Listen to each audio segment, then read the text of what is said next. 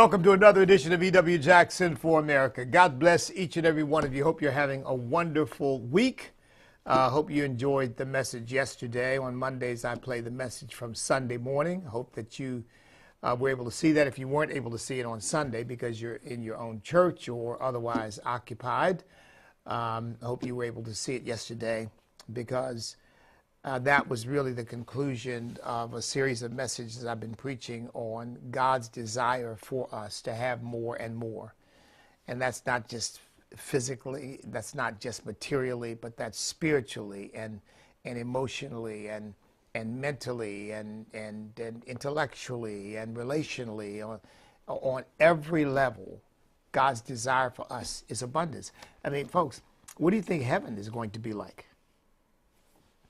Heaven is going to be a place of absolutely unlimited abundance, where no one is going to be greedy for anything, because everything that you could ever need, want, or desire that is good is at your disposal.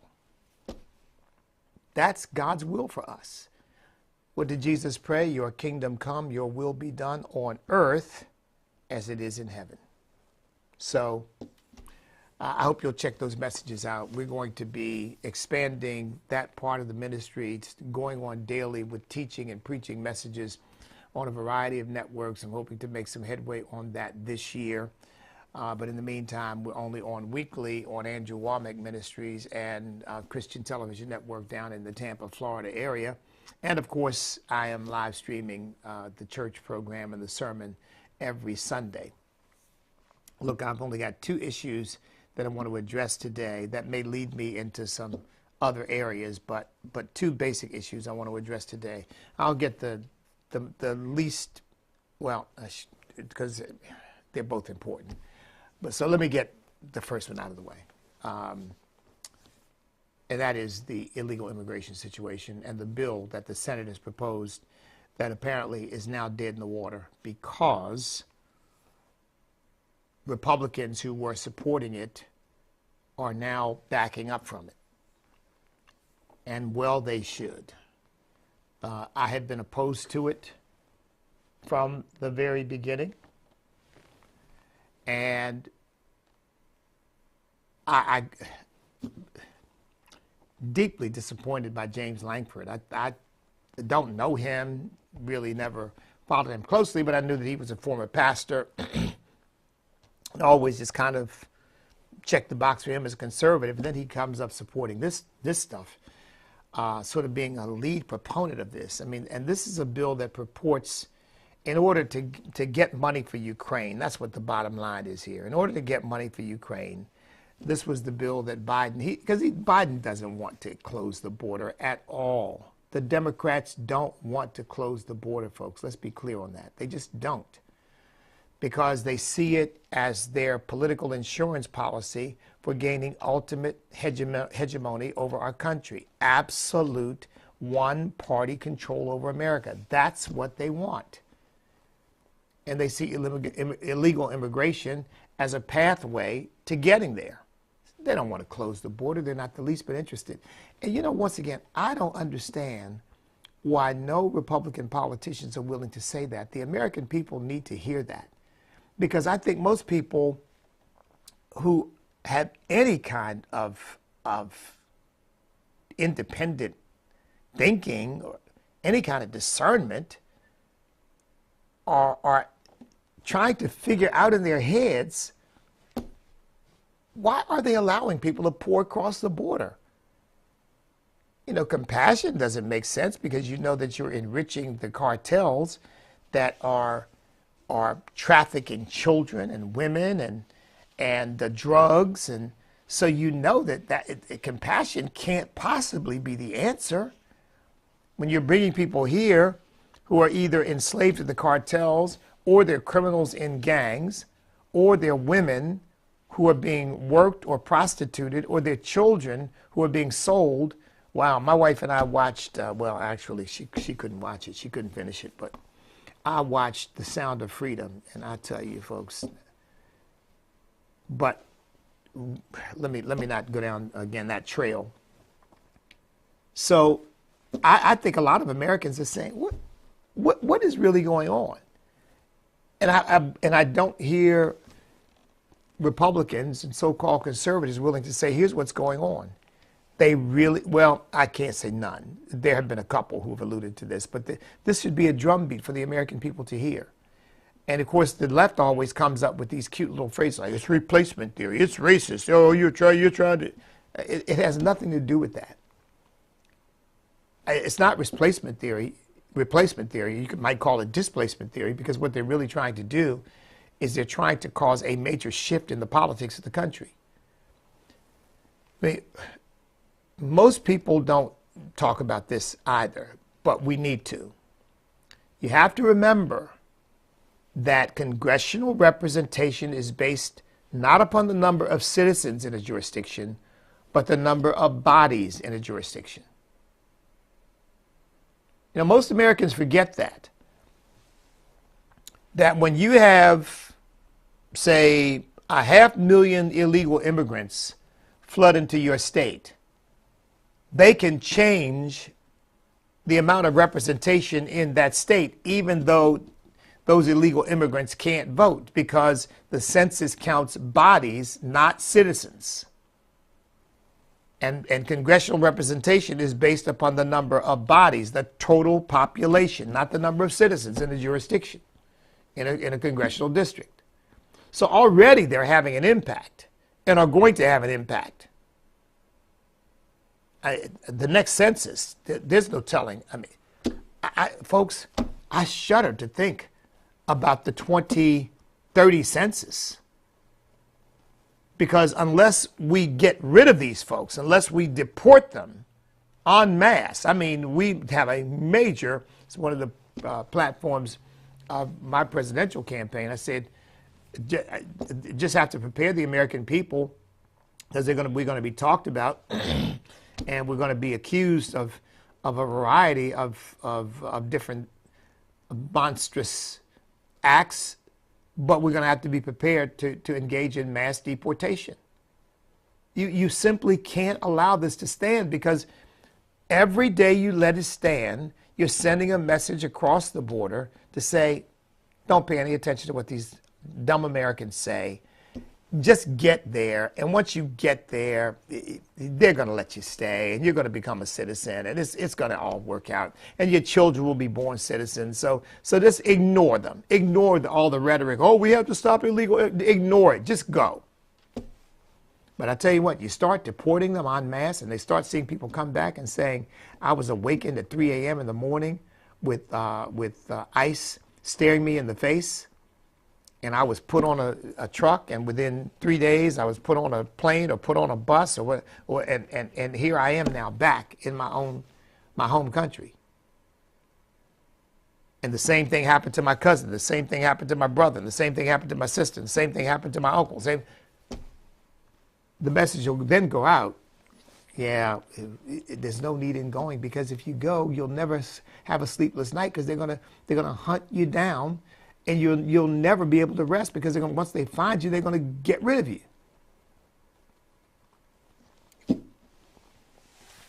But that's what the Democrats are up to. And they want open borders. So this bill, which I've opposed from the very beginning, and I don't want to get into every little detail, because that's something else I want to talk about, that I think is just as important, even though it's not getting nearly the attention. It's not getting almost no attention, but I think it's just as important as what's happening with the border, because it's all part of this cultural revolution. But they are proposing, and this bill's going nowhere because the House is not going to pass it. Speaker Johnson's made clear his opposition to it. But they were proposing that we allow 5,000 illegal immigrants in a day before there's an effort, a trigger for the Homeland Security Secretary to close the border. 5,000 a day. Now, folks, you realize that's 100,000 people every 20 days. That's That's 2 million people a year. Folks, we allow 1 million people in through the legal pathway now. 1 million people a year come in through the legal pathway. Add to that, the last time I checked, I think it was somewhere in the vicinity of about 250,000 anchor babies, okay?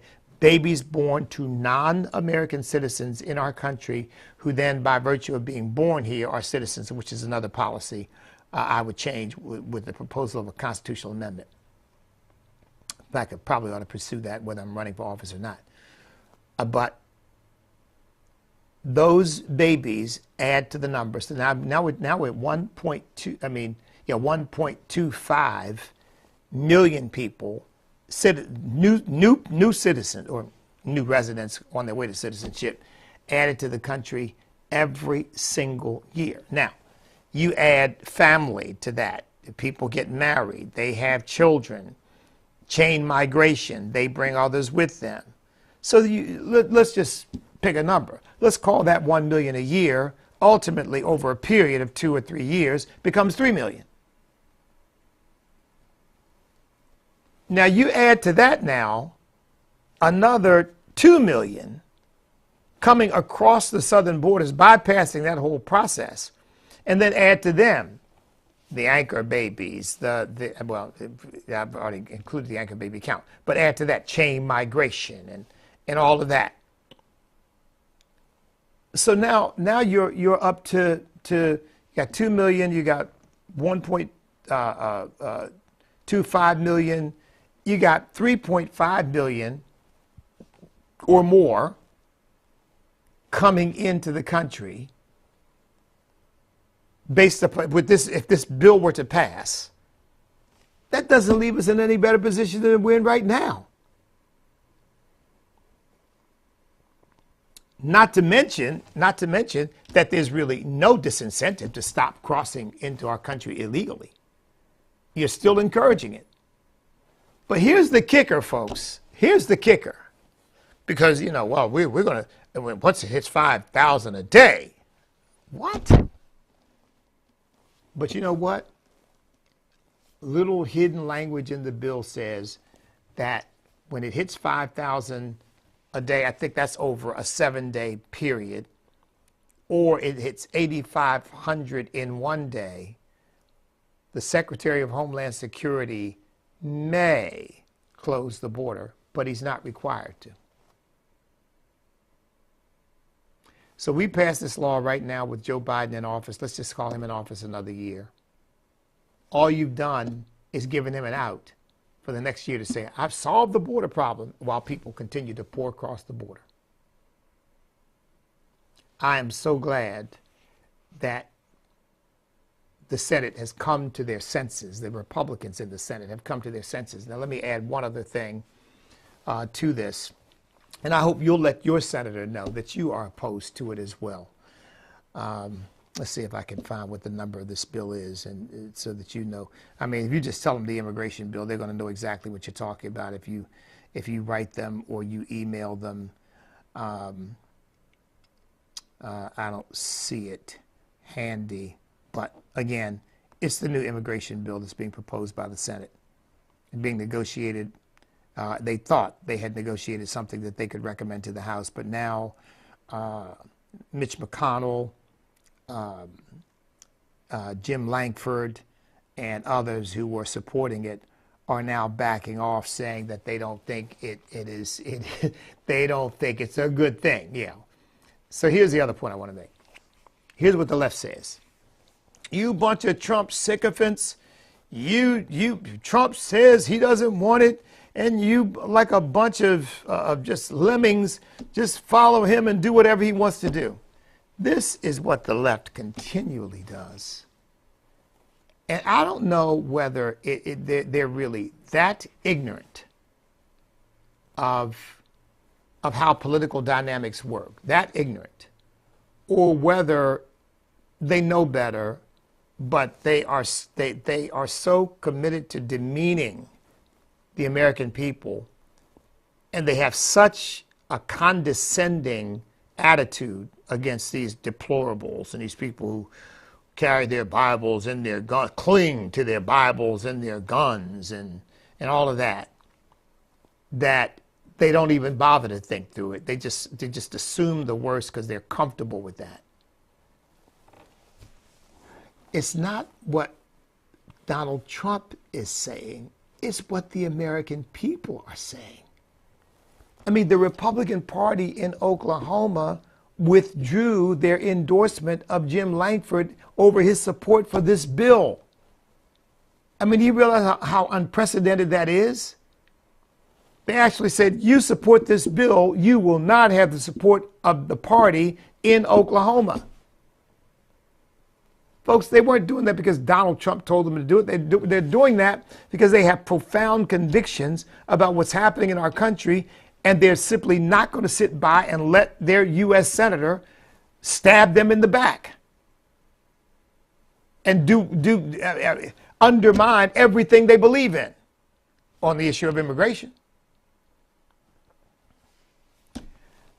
I didn't know where Donald Trump stood on this when I first announced my opposition to it. And while I certainly care where he stands on it, it didn't factor into my thinking at all. And I don't think it factored into the American people's thinking, particularly those who follow the news. We can read and we can analyze. And we knew that this thing was bad for the country from the start, and didn't understand why anybody was supporting it. Any Republican was supporting it. We understand why Democrats would support it because, I mean, they'll do anything to keep the flood coming. So let your senator know you are opposed to this immigration bill. It ought to die an ignominious death. And thank God that Donald Trump has expressed the same thing. In fact, Donald Trump, he may have scared some of these politicians because, of course, they're afraid of him because he's got so much support. When he said it'll be the death of the Republican Party, that probably sent a chill up their spine. But see, didn't mind because I've already said how disgusted I am with the Republican Party, so much so that I've been giving thought to leaving the Republican Party, no longer identifying myself as a Republican. And this is precisely why. These kinds of shenanigans. These people don't have any convictions. And they're not backing off because they have a sudden sense of conscience and conviction. They're backing off because they're feeling the political heat. Jim Lankford, don't believe what you see on Facebook. We don't have to believe what we see on Facebook. We can read the bill. We can read synopses and summaries of the bill with the language of the bill. We know what the bill says. And we're against it. Every thinking American ought to be against it. So, good. We trust it's dead or certainly dying. Help bury it, folks. Help bury it. Pick up the phone, call your senator, call your congressman right now, and, after the program's over, and tell them, I'm against this Senate immigration bill, and it ought to die. So, now, I got that out of the way. Took more time with it than I intended to, but here's the issue that is not getting a whole lot of news right now. But it ought to be front page headlines. I'm sure that you all heard about this Christian family in Montana, of all places, which we think of as a conservative state. In Montana, this Christian family has had their 14-year-old daughter taken away from them because they would not allow her to, quote unquote, transition. No drugs for our daughter, no surgery for our daughter. We're not allowing that. I mean, my goodness gracious, folks, the child will be 18 years old in 4 years. She can then make her own decisions about what she wants to do. And who knows, by that time, she may have a completely different mindset. But the parents have taken a principled position. We're not going to allow our daughter as a minor to do this. I mean, don't these people know about the detransitioning movement? All the people are saying, I made these decisions as a child, and it was abuse, because now I regret it and I can't go back. Some poor girl had her breast cut off and now she realizes she was never a man in a woman's body, that she was always a woman, but she's not destroyed her life, but she's certainly done severe damage to it. And what about some guy who becomes an adult and realizes he's got all the inclinations of of manhood and masculinity, and knows that he really is a man, but he allowed himself to be manipulated by all this transgender nonsense, which I don't call it. It's just gender confusion, because you can't transition. And, but he's had his genitalia cut off. He's been injected with hormones that have apparently lifetime effects. And now he's stuck. And any reasonable parent is going to say, I don't want that to happen to my child. Let my child make those decisions for his or herself as an adult when that time comes. No. Montana says the Child Protective Services, you are bad parents, and we're going to take the child from you. And they did.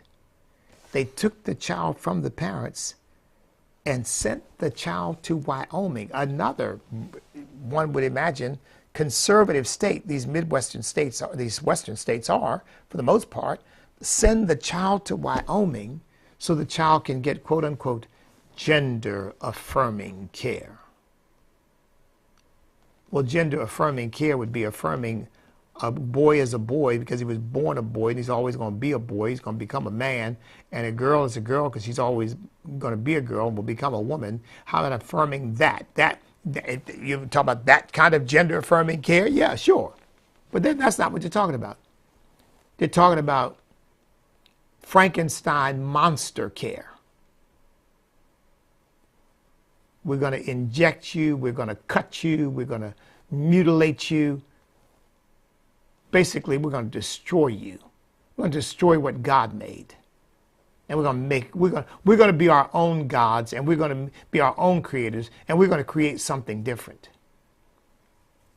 And folks, I won't even go into some of the details about what I've heard and read about these operations. I mean, they are horrendous, particularly the operation on a male trying to turn him into a female. I mean, it's just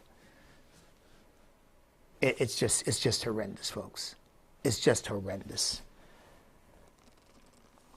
This, by the way, is happening in Montana. In Montana.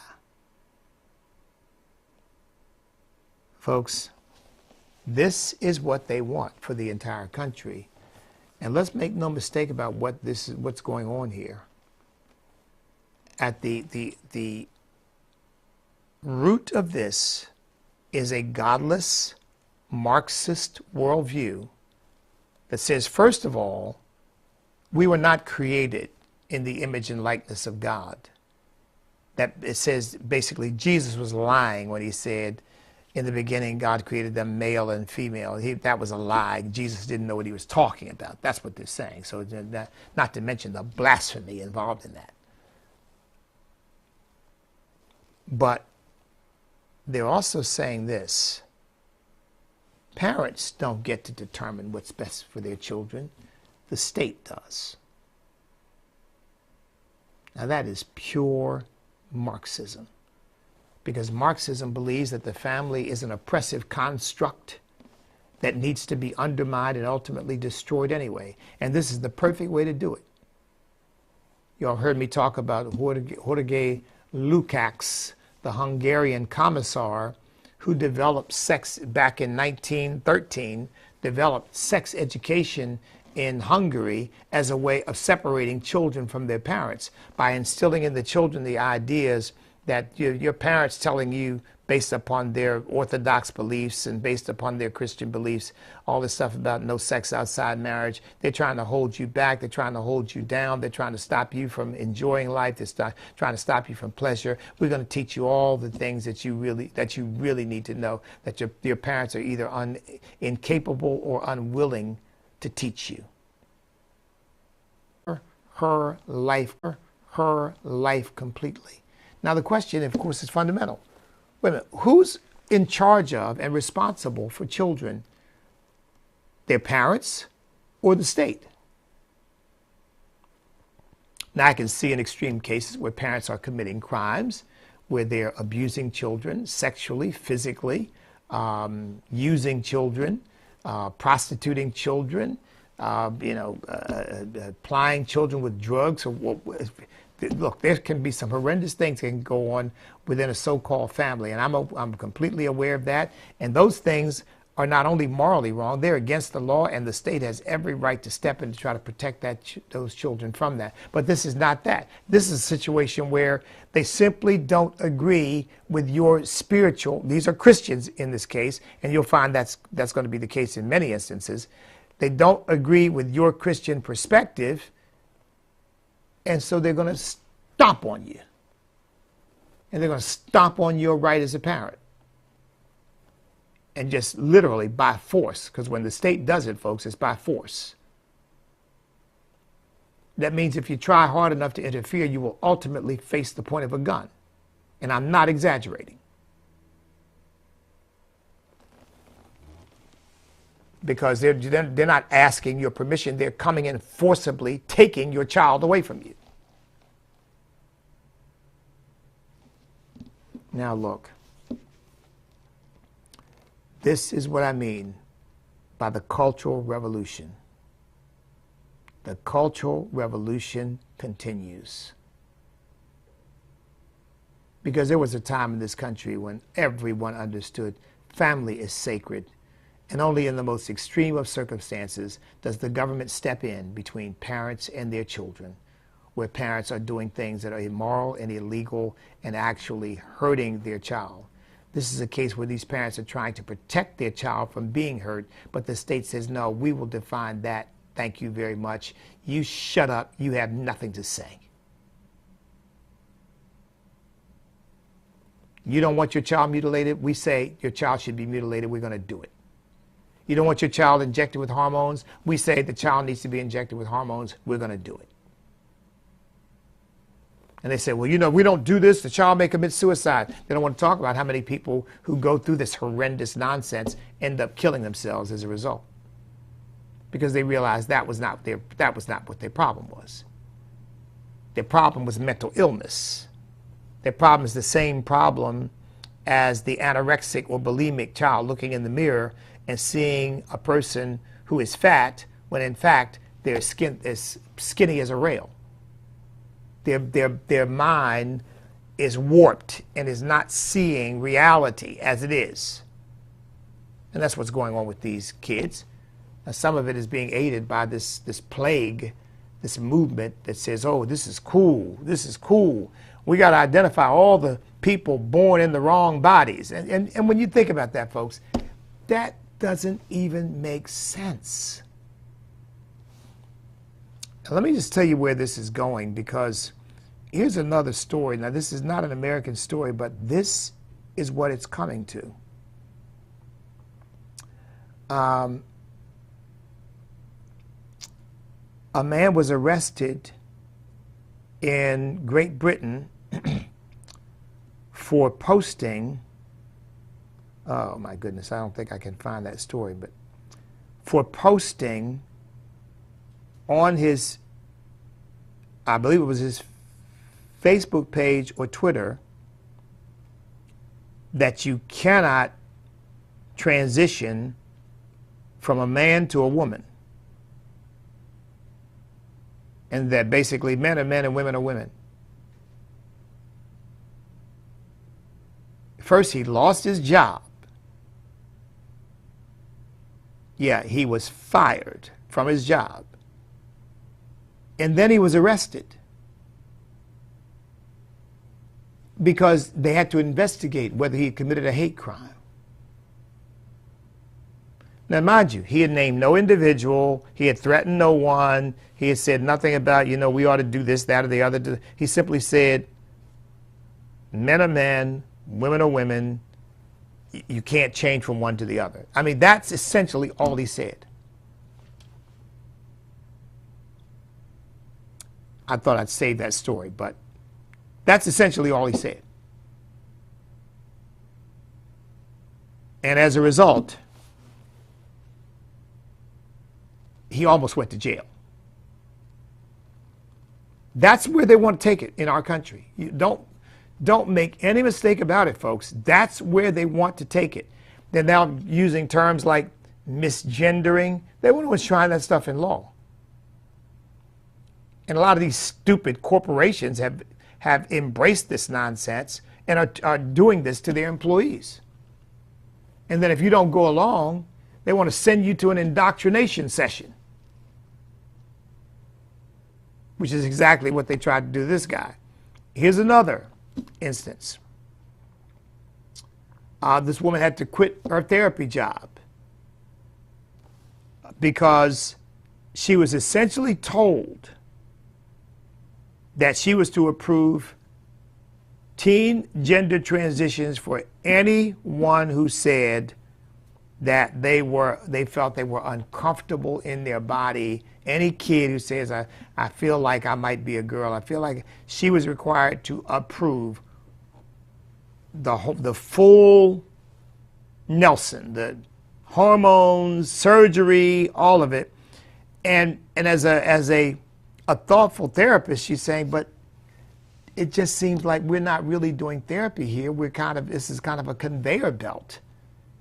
Like we're manufacturing transgenders. Their word, not mine. We're basically feeding into the gender confusion and turning it into real life consequences by giving hormones and surgery. And basically, if I raise any questions, if I say, well, wait a minute, slow down, maybe we need to re-examine this, she said she got into trouble. And she ultimately was forced to either completely go along with this or quit. Folks, this is not science. This is not treatment. This is a demonic movement. Basically, to destroy our children. Satan goes about like a roaring lion, seeking whom he may devour. And our children are what he is going after. And these demonic folks in the Democrat Party and in the state are going along with this too, calling it science. It's not science. It's junk science to satisfy their sick agenda. You were born in the wrong body. I mean, that's just one of the dumbest things I've ever heard. What does that even mean? And people who reject God and reject the spiritual world, what are they saying? You are a bifurcated being? Well, in that case, they need to get your spirit out and put your spirit in a new body. But no, sadly, these kids, their minds are messed up, and what they really need is help and treatment and somebody to cast those demons out of them that have got them all messed up like that so that they can live normal lives. They don't need to mutilate their bodies. But this is where we are, folks. This is where we are. And if you have young children or grandchildren, be very, very, very prayerful about choosing a pediatrician, because this stuff has taken over the pediatric profession. And they're all into this now. I mean, the medical profession has gone woke. And if you raise any objections, there's something wrong with you. If you even raise questions, there's something wrong with you. Folks, Romans 1:22, thinking themselves to be wise, they became fools. And that is exactly what is going on right now.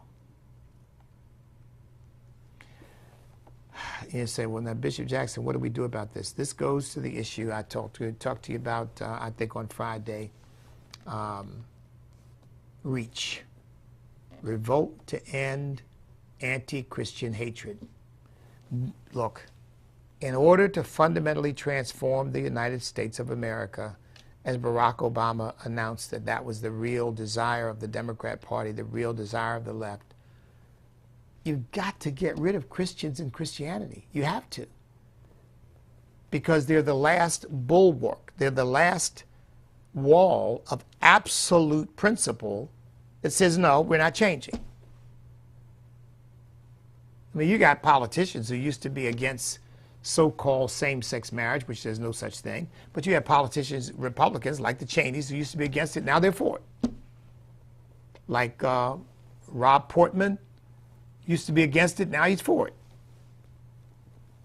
But Christians can't be against something based upon the word of God and then suddenly be for it unless you're going to renounce your Christianity and renounce your faith in God's word. So we don't change. Because God said in Malachi chapter 3, I am the Lord, I change not. And in Hebrews, I believe it's chapter 13, Jesus Christ the same yesterday, today, and forever. So we're like our Heavenly Father. We're like our Lord and Savior. We don't change. It doesn't mean we can't change for the better. We can't grow. We can't develop. We can't mature. But what the Word says is true today will be true tomorrow and true the day after that. And it was true for all times past. And we're not changing. Marriage is a union between one man and one woman in the sacred bonds of holy matrimony. That's it. That's all. Nothing else is valid. Period. And all these men who think they're married to men, all these women who think they're married to a woman, and you got two wives and two husbands, all that's an abomination, and it's a lie. It's a falsehood. Now, I know it exists legally, but that's all. It's a legal fiction, and it won't be the first one. It's not the first legal fiction. Legal fiction is where the law creates something that's not true in real life, but the law simply says it's true, and that, therefore, we're to treat it as if it is true. An example will come to me later, but that's an actual thing in the law, where we create what we call legal fictions. But because the law says it, you have to adhere to it. Well, I don't have to adhere to that because I'm not part of any apparatus that requires me to adhere to it. So I reject it completely and totally. And I want to say to Facebook and YouTube, we live in a nation with the First Amendment. I have the right to religious liberty. You are a public domain, and you ought not be censoring me because I have a biblical worldview. I'm not advocating hurting anybody. I'm not advocating killing anybody. I'm not advocating attacking anybody. I'm against all of those things. I'm not advocating hating anybody. I'm absolutely against hatred. But I'm advocating that I am for the Word of God, and I'm not changing because the world thinks I should. And there are only two genders, not 110, not 360, not 780. There's only two, male and female, period. End of discussion. Anything else is a lie. There's no such thing as a statement of love because somebody's got to tell these people how wrong they are. Somebody's got to tell them, I'm not going along with RuPaul and whoever else is out there trying to make the world believe, oh, this is just a wonderful thing. It's wicked, it's sick, it's evil. And 10 years ago, 11 now, when I ran for lieutenant governor, I'd said these things publicly on radio programs and whatnot. They kept throwing that back in my face, throwing it back in my face. And I told them, well, I was really talking primarily about, and I still am, about the activists who are out there trying to actively change our culture into this this sort of homosexualized culture. I coined the phrase once, a homoocracy. And oh my goodness, the media just went crazy. I was right. Because look at where we are now. We weren't even talking about any sort of transgender nonsense. And now here we are with our children in kindergarten being told, you could be the doctor was only guessing and your parents were only guessing. You could really be a girl. You're just born in a boy's body. What? And you got the Obamas with their sick selves making movies, animated movies for preschoolers about supporting some kind of same-sex wedding, whatever you want to call it, nonsense. Because they're sick too. To think, oh, this is what we need. This is what preschoolers need. Preschoolers need to be introduced to homosexuality. Now, you got to be sick to think that. Anymore, you need to be sick to think that preschoolers need to be introduced to sexuality, period. 10 years later, here we are. I was right then, I'm right now. Parents are going to have to stand up. Grandparents have to stand up and be a bulwark for the parents. Because this stuff is going to get worse before it gets better unless there's an awakening. And I believe in God for an awakening. And thank God I see the signs of it. I see people standing up who hadn't stood up before. I see Moms for Liberty as a sign of the awakening. I see Mike Johnson as a sign of the awakening. I see Andrew Womack and his ministry and the great things that they're doing as a sign of the awakening. And I could go on and on with that. God is moving. There's no question about it. We just need to make sure that we are moving with him. That's the key. Make sure that we are moving with him. And by the way, let me end on this point. Emasculated.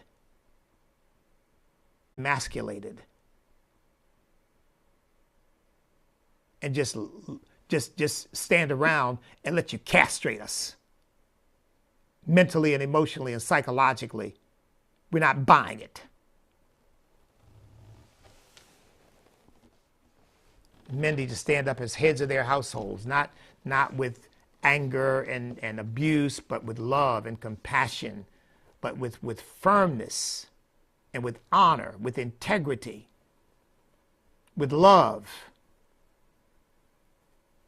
We need to be men like Jesus. And Jesus was a man. He wasn't a sissy. He wasn't confused about who he was. And all this mayhem that we're experiencing, I say, with these guys thinking that the coolest thing they can do is show up in a dress. I mean, oh, Lord, have mercy on us. No. Men have got to stand up and be men. My son and his wife have started two businesses, one called Carry Girl, to encourage women to defend themselves, to carry firearms, to be trained and develop that skill and that ability so that they're not vulnerable to these predators out there, or they're less vulnerable, I should say. Everybody is to some extent vulnerable. Nobody can anticipate everything. And they've also started something called Seven Armors. I think it's sevenarmors.com, if I'm not mistaken.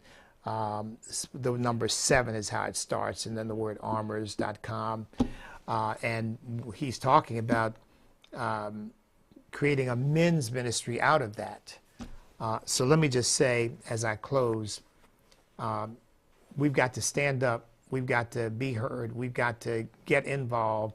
And we've got to just be prepared to suffer sometimes. Not God-inflicted suffering, but the suffering the world wants to inflict on you because you do take a stand. And we just got to get into it. One of the things I've recommended to men over the years is reading a proverb every day of the month, every month of the year. In other words, the book of Proverbs is a father the book of Proverbs is a father writing to his son. So man, get into the book of Proverbs, be strengthened, be encouraged. Don't let anybody rob you of your manhood and make you ashamed of being a man and thinking and acting like a man with these stupid notions of toxic masculinity. You're a little too man. Oh, give me a break. That's going to do it for today. You can check out the website, standamerica.us, America's Forgotten Children, The Called Church. There's my book. And of course, you're watching E.W. Jackson for America. God bless each and every one of you. I love you. I'm praying for you. Please pray for me. I'm doing an interview on CBN. I believe it's going to be with Gordon Robertson on Thursday. Pray that will reach many people and the Lord will touch many hearts. It's going to be about my book, Sweet Land of Liberty, Reflections of a Patriot Descended from Slaves. I thought I had it on my desk, but apparently I moved it. But be praying for that the Lord will reach people with that. In the meantime, you stand up, step up, speak up, refuse to back up. Because we cannot be defeated if we will not quit. Because we are on God's side.